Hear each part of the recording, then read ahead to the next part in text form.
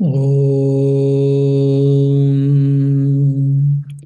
भद्रं कर्णेभिः शृणुयाम देवाः भद्रं पश्येमाक्षभिर्यजत्राः स्थिरैरङ्गैस्तुष्टुवागंसस्तनूभिः व्यशेम देवहितं यदायुः स्वस्ति न इन्द्रो वृद्धश्रवाः स्वस्ति नः पूषा विश्ववेदाः स्वस्ति नस्तार्क्ष्यो अरिष्टनेमिः स्वस्ति नो बृहस्पतिर्ददातु ॐ शान्ति शान्ति शान्तिः. O Lord, please bless us so that we have a good health. We may see good things, we may hear good things, and we may do good things. O the Almighty, please shower your blessings and bring auspiciousness to all of us. Oh, peace, peace, peace. Dear devotees, after almost 6 weeks or maybe 7 weeks, we are having the class on the Prashna Upanishad. I hope most of you remember the class, whatever was happening. So we were discussing Prashna Upanishad, which is the part of Atharvana Veda. We have got 4 Vedas. So one is Atharvana Veda. So it is a part of Atharvana Veda. Veda means it is the treasure house of the knowledge. Now, this is the Prashna Upanishad. Prashna Upanishad means it starts with 6 questions. If you remember, 6 questions are asked or were asked by 6 disciples and only one guru, Pipila. Pipila is the guru. Now, Pipila is answering the 3rd question. Now, what were the questions? If you remember, first question was origin of creation actually. How did this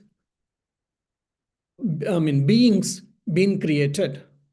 How it was created? Basically, the origin of the universe, or the origin of the creation was the first question. The second is, who is the protector and the guardian or the take care of these beings, the entire universe or humanity? And who is the supreme among them? So there we saw about the nature of Hiranyagarbha and how the prana is important, we saw. And the 3rd chapter we are discussing, 3rd canto or the 3rd chapter. So in the 3rd chapter, the question was, how does this prana enter the body and how it sustains in the body and how it departs during the time of death? And few other intermediary questions were there in the 3rd. So how the prana enters the body and what are the divisions of the prana, the 5 divisions, and how it sustains in the body, we were discussing. So the nature of the prana were discussed. If you remember, the prana has been divided. The functional divisions of prana are 5 types: prana, apana, samana, vyana, and udana. So here prana means you can consider as an energy. So the self has been manifested as energy, and what is the role of energy in our body is being discussed. So when you think deeply about all these things, we can understand our forefathers or rishis, how subtly, in subtle way, they had thought about. It is not only the universe or the matter they have thought, it is not only about the mind they thought, they have discussed about the origin of creation or the universe. And not only that, what is this energy which is sustaining the universe or the entire creation, which is sustaining us? So that energy, based on its function, has been divided into 5 types. Now this prana, what is the role of prana or function of the prana? It inhalation and the forward movement is being done by this prana. And the second division called apana, it is elimination of the I mean, excrete or whatever, and the downward movement, all these things is being taken care by apana. Then samana. Samana is what? Digestion, assimilation, absorption. All these functions are taken care by samana. And the fourth is Vyana. Vyana is circulation. Circulation of our blood, circulation of our energy into the different parts of the body. And the fifth one is Udana. Udana is upward movement. Mostly when it gets activated at the time of death. So these are the functional 5 divisions of the prana. So all these things we were discussing in 7 shlokas. Now, in the 8th and 9th and 10th sloka, interestingly, though it was not asked, the Guru is discussing how the macrocosmos and microcosmos are correlated. Whoever has read Swami Vivekananda's life, studied Swami Vivekananda's life, will be able to know, remember, when Swami Vivekananda in India, in the Himalayas, the northern part of the India, in the Kakadi Ghat by the place where he was walking or he was sitting in that area, he had an experience how this macrocosmos and microcosmos is interlinked, or how the macrocosmos has manifested as the microcosmos. So Brahmanda and Pindanda we say. So that has been beautifully, very scientifically, rationally has been explained in the now 3 shlokas. Now prana at the cosmic level and prana at the individual level. Prana at the macrocosmic level and prana at the microcosmic level, how they have manifested and how they are interrelated will be discussed in the 3 shlokas. Let us try to understand. Adityo havai bahya pranah udayati esha hi enam chakshusham pranam anugrunhanah putim vyam ya devata saisha purushasya apanam avashtabhyantara yad akashah sa samanah vayurvyanah. Okay. Now, interestingly, if you see, the whole universe is made up of 5 elements according to the Vedanta. Whoever has heard my Tattvabodha lectures or Aprokshanubhuti lectures, and whoever has studied Advaita Vedanta, the non-dualistic philosophy, you will be able to understand. This entire cosmic universe or the manifested physical universe is made up of 5 gross elements. One is Akasha, space, then Vayu, air, then Agni, fire, Apa, water, and Prithvi, that is earth element. So the permutation combination of these 5 elements is what? Manifested universe. Now, interestingly, the Rishi is giving a different explanation. He tells Akasha, space, Vayu, air, Agni, fire, Aditya, sun, and the Prithvi, earth. These are the 5 components by which the whole world is made up of. The Apa, the water element, is missing here. And of course, there are different creational theories of creation in Brihadaranyaka and Chandogya, where they speak of only 2 elements and 3 elements or whatever. So this is one theory of the creation in the Upanishad. Okay. Now, Adityo havai bahya pranaha. The sun, we are able to see every day the sun rises and sun sets, though the sun never rises and sun never sets, but we think our experience is sun rises in the east at the morning and sun sets in the evening or late evening in the west. Now the sun which we are seeing, perceiving, is the manifestation of the prana at the cosmic level or the macrocosmos. The prana is Adityo vai bahya pranaha udayati. This prana is manifesting as the sun god, and it rises and it sets. Sets also should be added. Okay. That is also well known. Okay, we understand. And yenam chakshusham pranam anugrunhanaha. Now the same prana which has manifested as a sun at the external world or at the macrocosmos level, the same sun which is holding the world, sustaining the world, giving the energy and whatnot.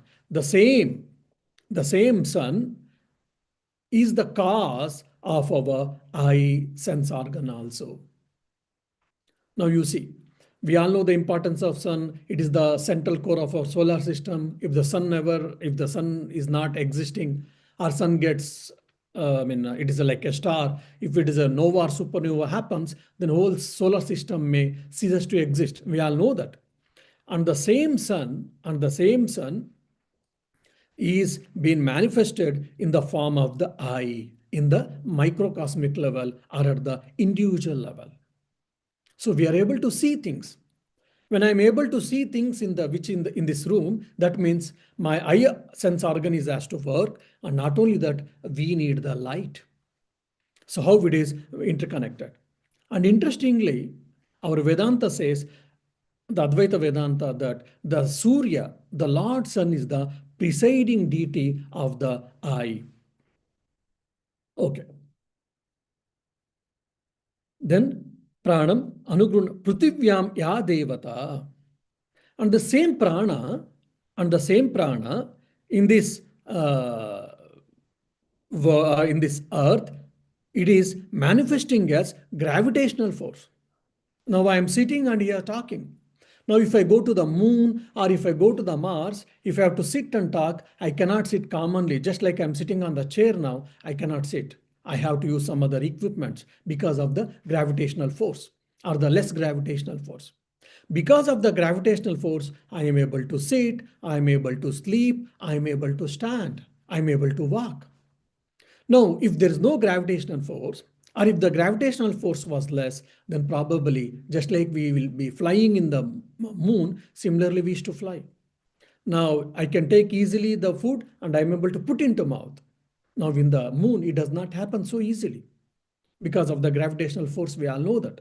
So that has been told here. This prana has been manifested as gravitational force in the earth. Okay. What about the individual now?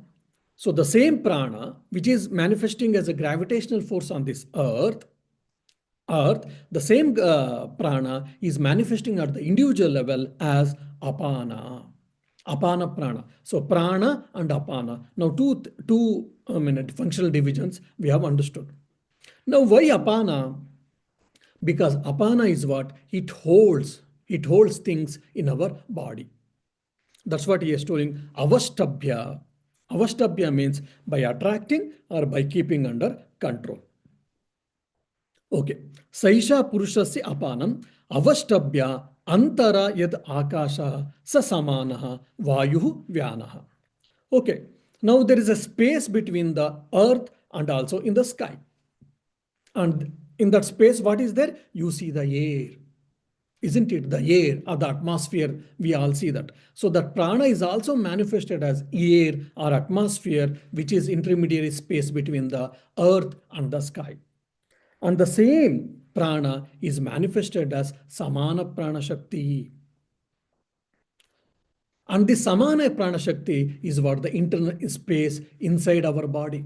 In the stomach, we have got a space. When we eat, that's where when we eat enough food, then we feel our stomach is full, I cannot eat anymore. Or my stomach is full. Why? The space has been covered with the food. That space is what? Here samana. And the samana also, it distributes it helps for digestion and etc. Now, Vayuhu Vyanaha. And Vayu is what? The Prana Shakti. And Prana Shakti. And the same, what do you say? The Apana is what? The space. And the Vyana, the same Prana is also manifested as a Vyana in the form of the air. And the same Prana Shakti is manifesting as the Vyana in the individual. Vayu in the external universe and the internal universe, that is in the microcosmic level or the individual level, it is Vyana. So now, if you remember, Prana has been manifested, and that Prana also has manifested as the sun. Sun at the macrocosmos level and the Prana at the individual level. And the same Prana, the same prana has been manifested as the earth and as the apana. And the same prana is manifested at the space at the cosmic level and the samana at the individual level. Now, the same prana has been manifested as the vayu at the cosmic level and the vyana at the individual level. So now 4 powers at the cosmic level and the 4 powers at the individual level or microcosmic level has been seen now. Now, fifth one, the fifth prana or the fifth functional division at the cosmic level and also at the individual level, we will see in the next shloka. Tejo hava udanaha tasmat upashanta tejah punar bhavam indriyaihi manasi sampadyamanaihi. Now, the fifth principle or the last functional division of the prana has been discussed in the 9th shloka, 9th verse. What is the fifth one? Here it is udana. Now, udana is the udana prana is the root cause, as the cause for our death actually. When a person dies, what happens? Slowly the body becomes cold. We all know that. That warmth of the body is being retained by the udana prana.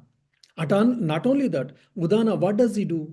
Probably you might have heard from some people. I've seen with one sadhu when he was passing, he was leaving his body. I was in front of him. He was telling that there is a pull, there is an upward pull in me.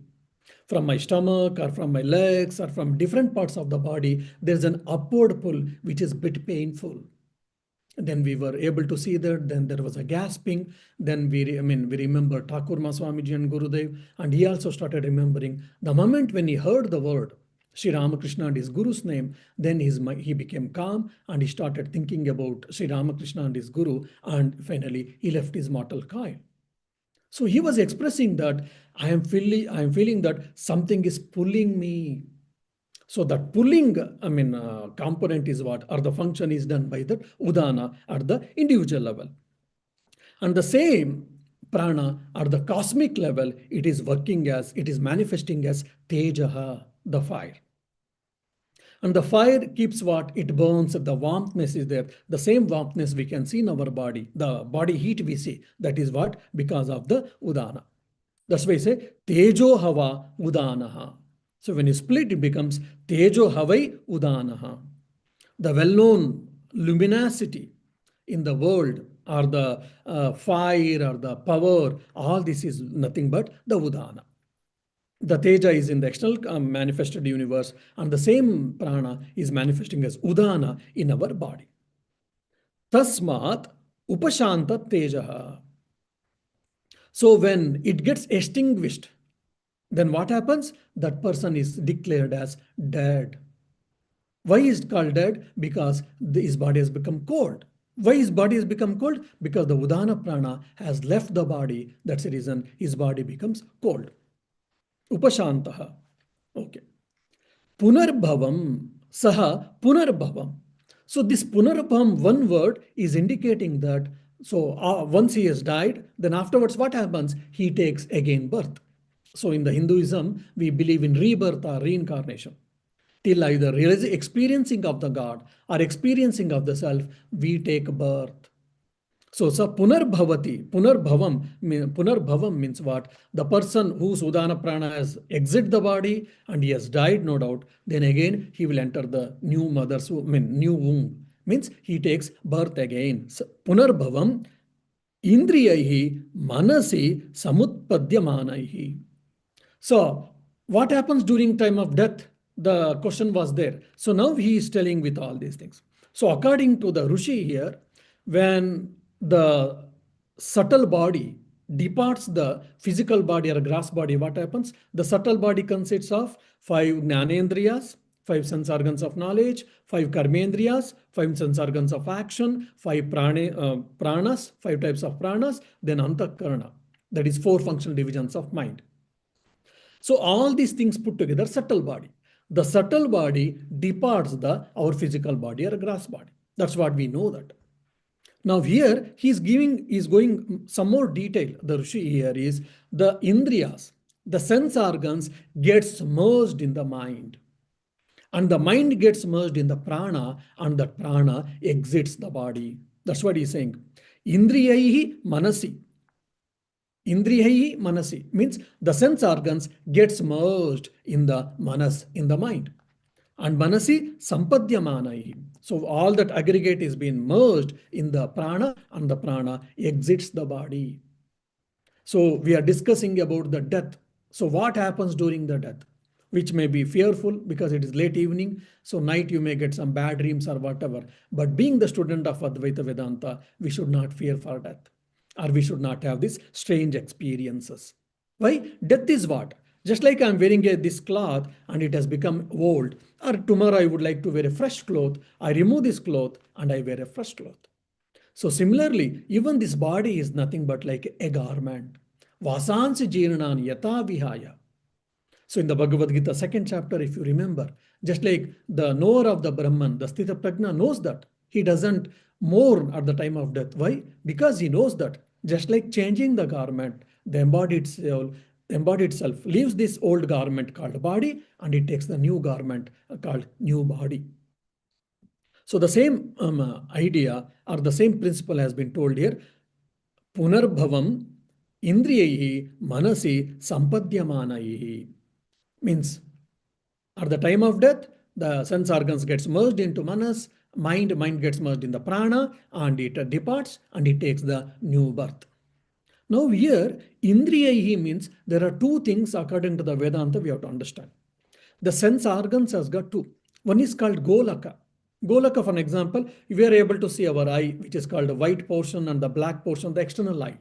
When I am dying, this eye is left here, and if you burn, it becomes ash, and if it is been buried, then it becomes pot full of mud. So this is called golaka. This is an external eye, sense organ, and there is a subtle part of the eye which is the cause for this functioning actually. For example, blind people. They have got perfectly, their eyes are in perfect position and nature, but still they are not able to see. Why? So according to the Vedanta, the internal portion of that eye is not working. I mean, in the simple way, you can say hardware and software. The external sense organs are called hardware, and the indriya means here in the indriya word they are using, that is what the software portion. So when I die, the hardware portion leaves here, the software gets exit. That is what we are telling here. Now, the question may come, okay, when I die, immediately do I get a new body, or should I wait? So the scriptures gives three analogies.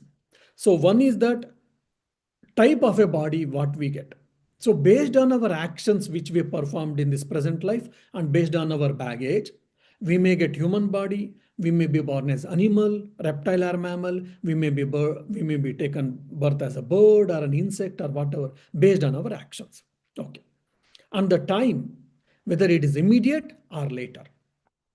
Now, there are two, philosophies are the two versions in this.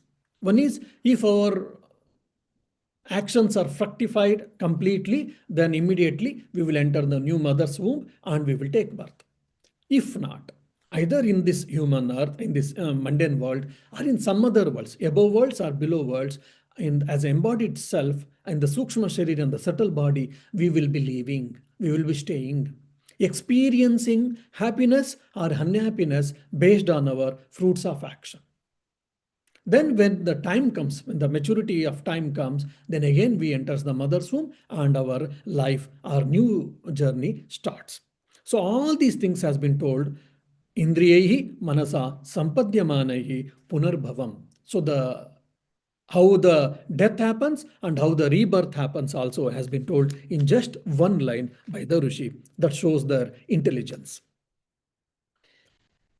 Okay, now how the prana enters the body, what are the functions of the prana, that is energy in the body, and how it departs at the time of death, what happens to that prana has been discussed and will be concluded in the ninth verse.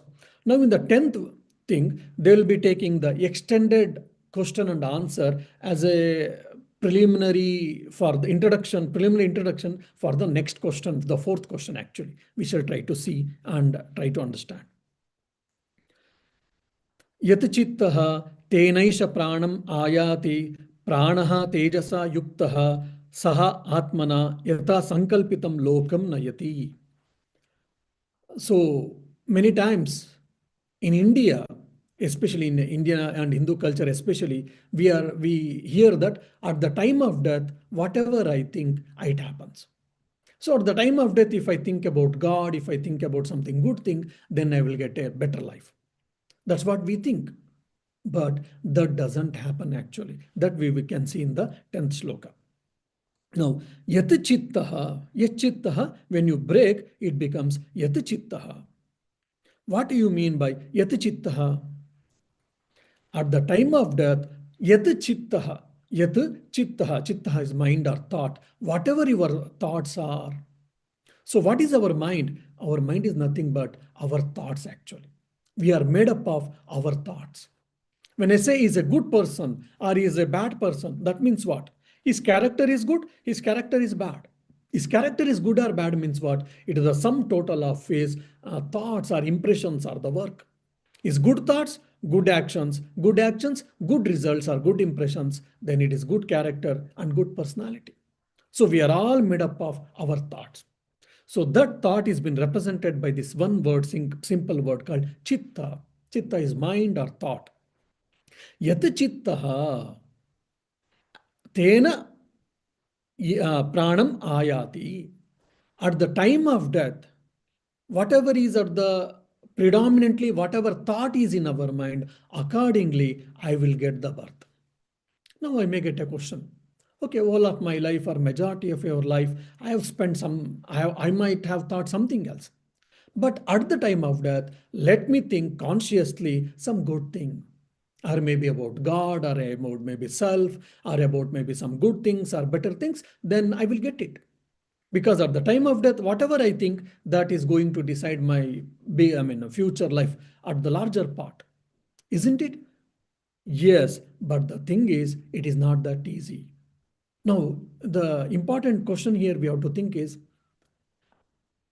at the time of death, our body, our mind, everything becomes weak. With this weak body, with the weak mind, our willpower also gets weak. You may desire to think good. You may desire to think higher thoughts. You may desire to think good thoughts, but you cannot think. Why? Because of the lack of willpower or because of the weak will. When we are strong, when we are healthy, and when we are in good condition itself, we cannot think whatever we think. So this is a common problem for all of us. Oh, my dear, I want to control my mind. I don't want to think this. I don't want to think that, but I am helpless. Why? Because of the habit. In the due course of time in our life, consciously or unconsciously, we will keep on thinking some unnecessary thoughts, negative thoughts, or some trash. Basically, our mind has been filled with unnecessary thoughts, negative thoughts, made us like a trash. So even we don't want to think, we want to hold that thought, we are unable to. Why? Because of the habit, it keeps on happening. Here only the control of the mind, the power of the will, the exercise of the will comes into picture. When you control your mind, when you can regulate your mind means what? Consciously, you are encouraging your mind to think right thought, to think desired thought. For example, you are sitting and you are studying, or you are hearing lecture, no Vedanta lecture. You are sitting and hearing Vedanta lecture, your body is here, your mind may be going elsewhere. Sometimes you are aware, sometimes you are not aware. When you are aware, you want to control, most of the time we are helpless. Same thing, it happens in the meditation time. I want to concentrate on the particular object. I want to be mindful, or I want to think about God, but I am not able to. The mind is making a world tour. Why? Because of the vasanas, because of the impressions. So if you want to think whatever you desire, I want to think about God, I want to think about the self or consciousness or whatever, if you want to think at the time of death, so the scripture says that you have to practice from the day one. It is not just at the time of death you can think and you can become. No, it is not possible. Why? Because when the time of death, your body and mind becomes weak. Whatever is very strong in your life, whatever the thought, you thought strongly, that comes into your mind. I mean, which reminds me an interesting story. So one fellow had kept, he had three sons. So he had kept one son named Narayana, one named Shiva, and the other some Vasudeva. Because we all love our children the most probably. So by even at the time of death, if I remember my children and if I call their names, it is a God name, so that I can get a emancipation. He was a devotional in temperament. He had thought and he had kept Narayana, Shankara, or, Vasudeva, or whatever. Then at the time of death, he called all the three, no doubt. All the three came, and immediately, because they were all grown up and they were doing business and etc. Now immediately he started murmuring, "Arey, all the three have come. What happens to the business?" So he was a business person. The entire life he was thinking about business. He was thinking about business. Though he had kept their own children names, Lord's name, he called them, but then he was obsessed with the business. He was obsessed about the shop. What will happen to the business? And he started asking, what will happen to the shop? Since all of you have come. While asking this, he left his mortal coil. He died. But his intention was keeping the God's name for the children so that he can remember and he can die. But he couldn't do it. So, yat chittaha tenaisha pranam ayati. So, whatever at the time of death, whatever your thought is at very strong or at the surface level, at whatever is predominant, accordingly, your future birth is also, what you say, decided to the larger part. Prana tejasa yuktaha. Okay. So this prana, yuktaha tejasa means, here tejasa means what? Warmth of life, I said. The tejasa means it is udana. So whatever your thoughts you are made up of, with that thought, while at the time of death, you are taken care by this udana pranaha. Saha atmana yata sankalpitam lokam nayati. So as you thought over, as you had decided, as you had desired, I want to go to that loka, or I want to be. Loka means here the world. It is not only always above world. Basically, whatever the birth you wanted, you desired, you acted, you based on your actions and based on your thoughts, accordingly, you will go to that loka and your new life starts. Loka means whatever ever is perceptible by the sense organs, that is the definition of the loka actually. So you can go to the above worlds or the below worlds or in this mundane earth itself based on your one is actions and your thoughts.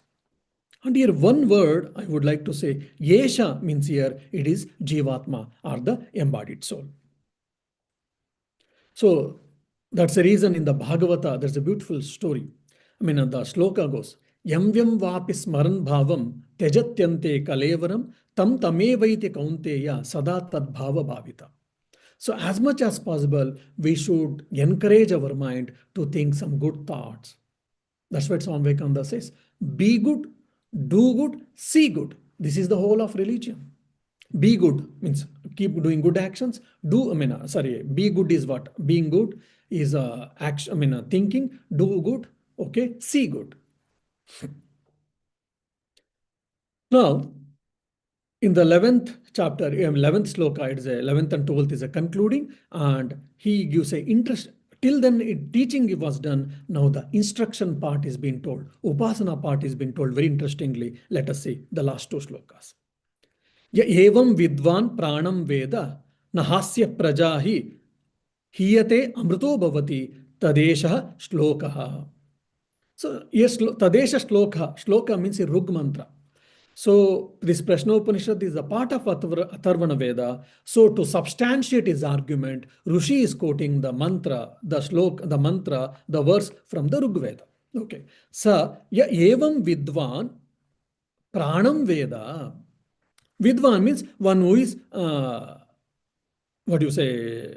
who is illumined man. Illumined man here means what? Here, one who knows the truth and one who is practicing the truth. one who has put into practice. Vidwan, pranam Veda. Veda means one who knows. So one who knows about the nature of the prana, about the functionalities of the prana, and the importance of the prana, ya evam vidvan pranam Veda, na hasya praja. And one who here Vidwan Pranam Veda means not only knowing, he is practicing. What he is practicing? He is practicing the Prana Upasana or Hiranyagarbha Upasana, it is called. It is the meditation, Hiranyagarbha meditation, worship of Hiranyagarbha, worship of Prana. By doing what happens? He gets Nahasya Praja Hiyate. Their progeny, their children, their kith and kin will have a long, healthy life. So if you want your kith and kin, if you desire that they should have a long, healthy life, here Upanishad is saying that do prana upasana or hiranyagarbha upasana. Amrutaha bhavati. And okay, for your kith and kin, they will have a long, healthy life. Okay, then what happens to me? I am doing prana upasana, hiranyagarbha upasana. What happens to me? If you ask, amrutaha bhavati. Oh my dear, after the death, you will attain the immortality. Here you will attain immortality means what? You will go to the hiranyagarbha loka or brahmaloka. So that is a long time you will stay that with the state of full of happiness and bliss. Then at the end of the cycle, then you will also get liberated or emancipated. So that is called krama mukti. So at the end of the creation or the end of that cycle, particular cycle, you get liberated, emancipated. So here amrita means here bit krama mukti. Tat esha shloka. Oh my dear, people are saying that it is not only my thinking, even the other Rigveda, the oldest scripture in the world. So even that Rigveda is also telling the same idea, whatever I told. What is that Rigveda mantra? Utpattim ayatim sthanam vibhutvam chaiva panchada adhyatmam chaiva pranasya vignayam amrutam ashnute vignayam amrutam ashnuta iti. Utpatti, the creation, ayatim, coming, entering, sthanam, sustenance, vibhutvam, the division, chaiva panchada. So how this prana has been created, how it enters the or how it enters the body, and how it sustains in the body, and how it has been divided into 5 types. Whoever knows about it, and adhyatmam, and what is the function and the nature in the internal world or in the individual person or in the individual being, vignayam amrutam ashnute. One who knows about it, one who meditates on it, what happens? Vignaya, one who knowing, meditating, amrutam ashnute, he attains amrutam, he attains immortality. Vignayam amruta ashnuta iti. So this is the end of the topic, and it is certain, it is definite that such person, such a spiritual aspirant attains the immortality. So if you want to attain the immortality, you can do prana upasana, you can do hiranyagarbha upasana. Now, that is the one of the way or one of the path to attain the immortality. Because there are many types, there are many yogas, there are many paths. So this is one of the paths. By doing the prana upasana or hiranyagarbha upasana, you can attain the immortality. Now this is one of the important point here. Now the Upanishad is not only telling the theory part, it is also giving the practical part. Now, but the question may come for the seekers, then till now they only gave the teachings. The importance of prana they all explained, that's fine. But how to meditate on this prana? They have not given the instructions here. Yes, it is not here.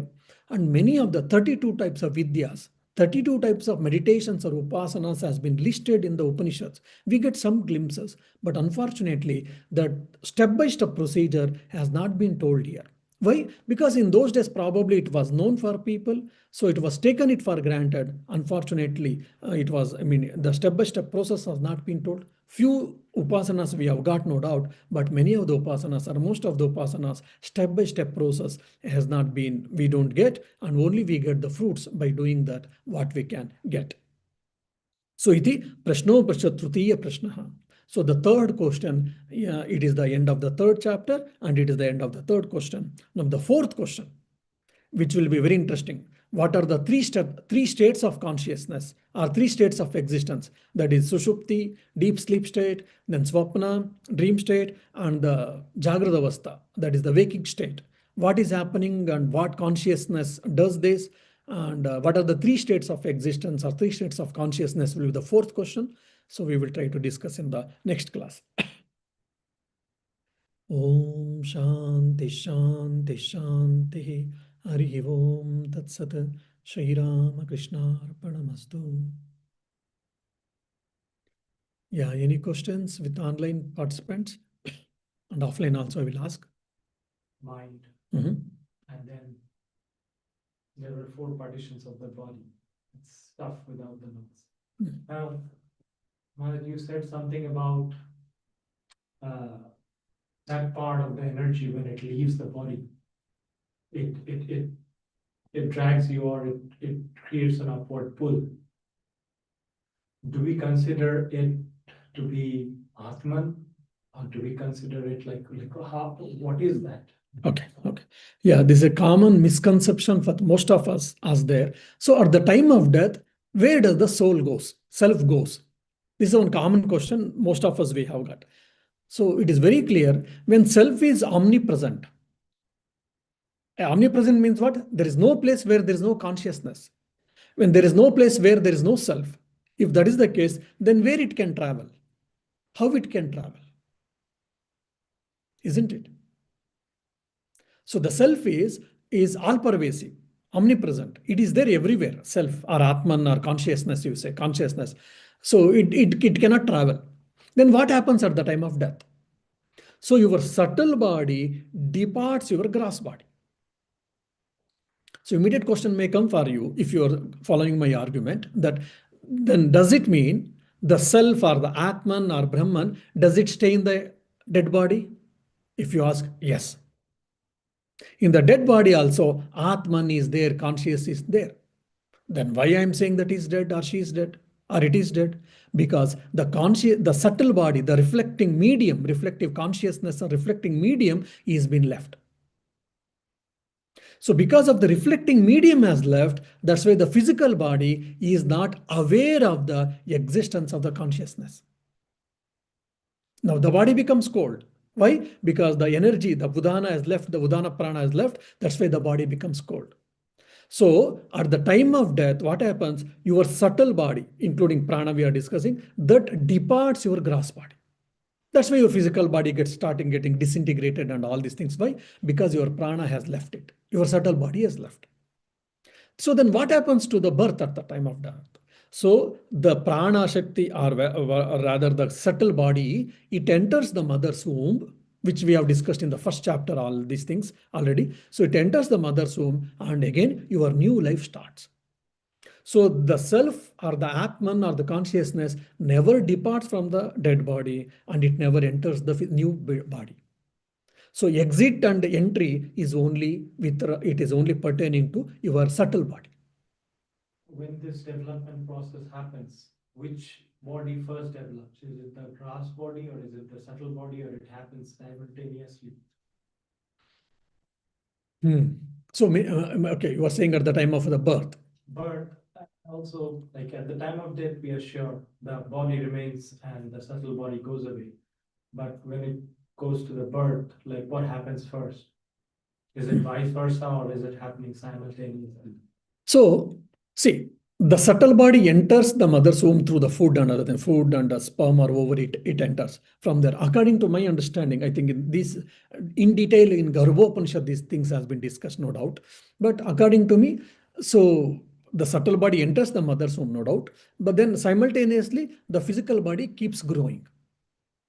Subtle body doesn't grow. It manifests only. The subtle body also enters, no doubt, through the food and the energy and the sperm or ovary or whatever. Then the physical body grows actually, which we call in the embryo, basically. Yeah.